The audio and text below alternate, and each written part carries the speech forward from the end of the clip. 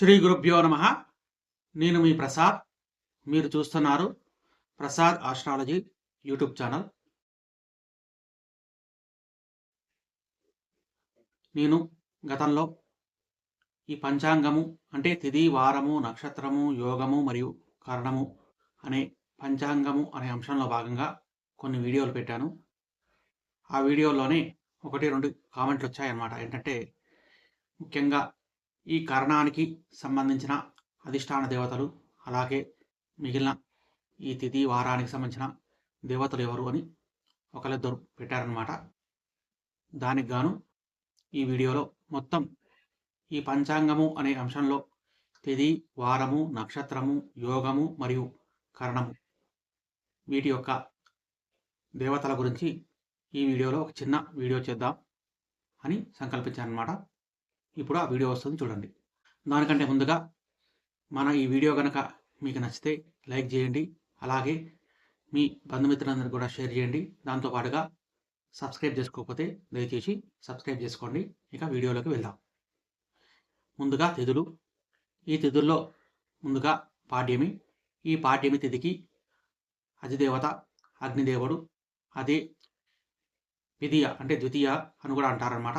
దీనికేమో బ్రహ్మదేవుడు, అలాగే తృతీయ అంటే తదియ, దీనికి అధిష్టాన దేవత గౌరీదేవి, అలాగే చతుర్థి తిథి అంటే చవితి తిథికి గణేశుడు, అలాగే పంచమి తిథికి సర్పము, అలాగే షష్ఠి తిథికి స్కందుడు అంటే సుబ్రహ్మణ్య స్వామి, అలాగే సప్తమి తిథికి సూర్యుడు, అలాగే అష్టమి తిథికి శంకరుడు, అలాగే నవమి తిథికి దుర్గాదేవి, అలాగే దశమి తిథికేమో యమధర్మరాజు, అలాగే ఏకాదశి తిథికేమో విశ్వేదేవ అంటే విశ్వేదేవులు అనమాట.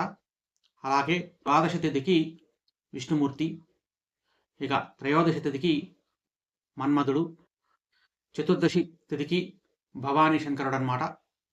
ఇక పౌర్ణానికి చంద్రుడు, అమావాస్య తిథికి ఏమో పితృదేవతలు, అధిష్టాన దేవతలు. ఇది తిథికి సంబంధించినటువంటి అధిష్టాన దేవతలు.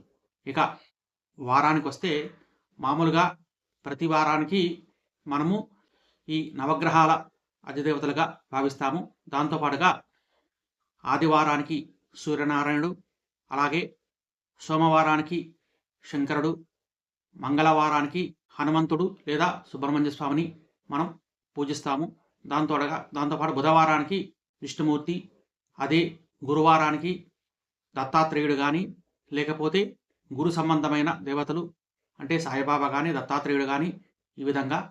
ఇక శుక్రవారానికి లక్ష్మీదేవి, శనివారానికి హనుమంతుడు లేదా వెంకటేశ్వర స్వామి.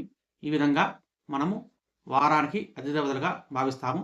కాకపోతే ఈ గ్రహాధిపతులను కూడా వారానికి అధిపతులుగా భావించి పూజించవచ్చు అన్నమాట. ఇక నక్షత్రము. ముందుగా అశ్విని నక్షత్రము.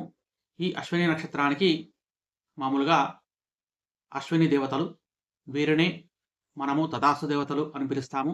ఇంకా దేవతా వైద్యులుగా మనం కొలుస్తామన్నమాట. ఇక భరణి నక్షత్రానికి యమధర్మరాజు, కృత్తికా నక్షత్రానికి అగ్నిదేవుడు, రోహిణి నక్షత్రానికి బ్రహ్మదేవుడు, ఇక మృగశిర నక్షత్రానికి చంద్రుడు, ఆరుద్ర నక్షత్రానికి రుద్రుడు, పునర్వసు నక్షత్రానికి అదితి, పుష్యమి నక్షత్రానికి బృహస్పతి, ఇంకా జీవుడు అని కూడా పిలుస్తారనమాట. ఆశ్లేష నక్షత్రానికి సర్పదేవత, అలాగే మకా నక్షత్రానికి పితృదేవతలు, పూర్వ పలుగని నక్షత్రానికి భగ అనే దేవుడు, అలాగే ఉత్తర పలుగుని నక్షత్రం, దీన్నే ఉత్తర నక్షత్రం అంటారన్నమాట. దీనికి అర్యమ, హస్త నక్షత్రానికి సూర్య, చిత్తా నక్షత్రానికి త్వష్ట, ఈయననే విశ్వకర్మ అని కూడా పిలుస్తారు.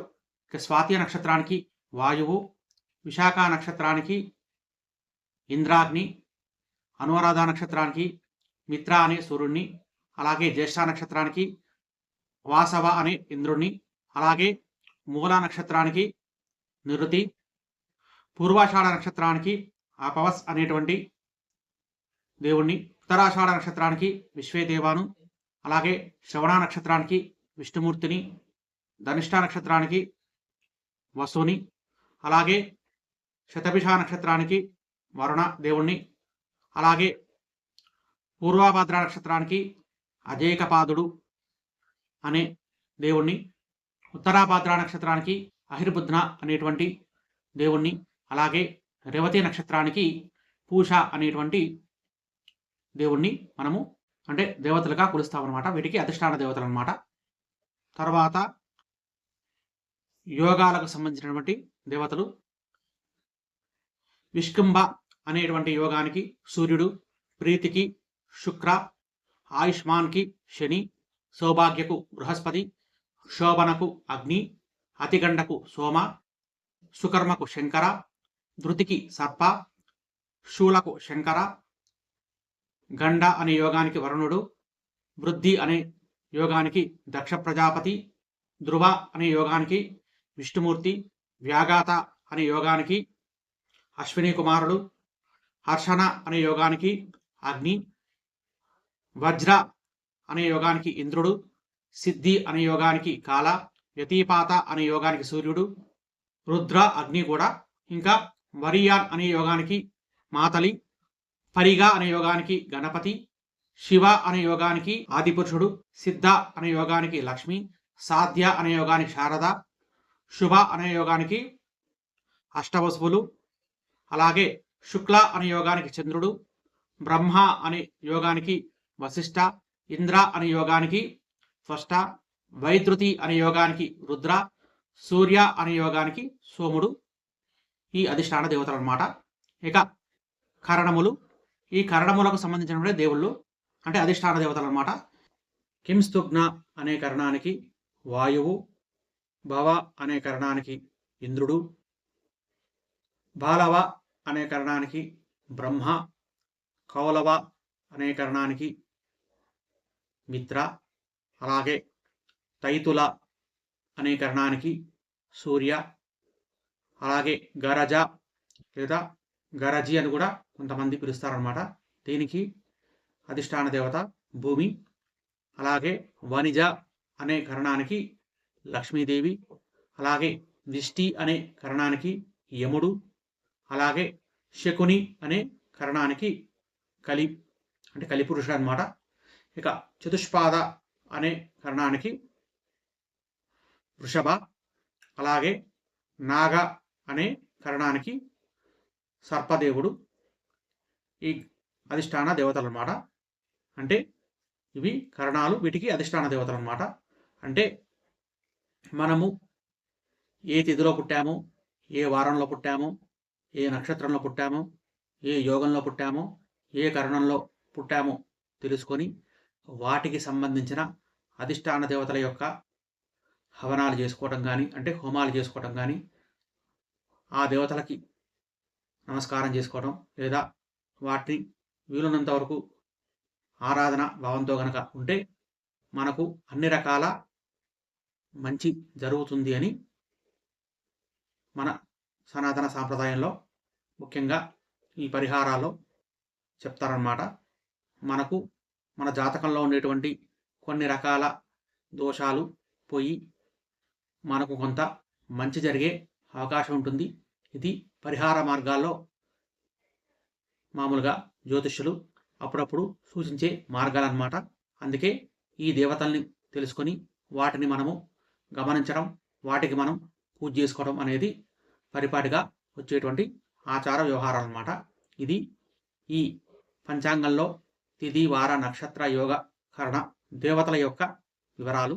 ఈ వీడియో మీ అందరికీ కనుక నచ్చితే లైక్ చేయండి. అలాగే ఈ వీడియో 10 మందికి షేర్ చేయండి, అంటే మీ బంధుమిత్రులకు కూడా. ఇంకా మన ఛానల్ని కనుక సబ్స్క్రైబ్ చేసుకోకపోతే దయచేసి సబ్స్క్రైబ్ చేసుకోండి. గోబ్రాహ్మణేభ్యః శుభమస్తు నిత్యం. లోకా సమస్తా సుఖినో భవంతు. స్వస్తి.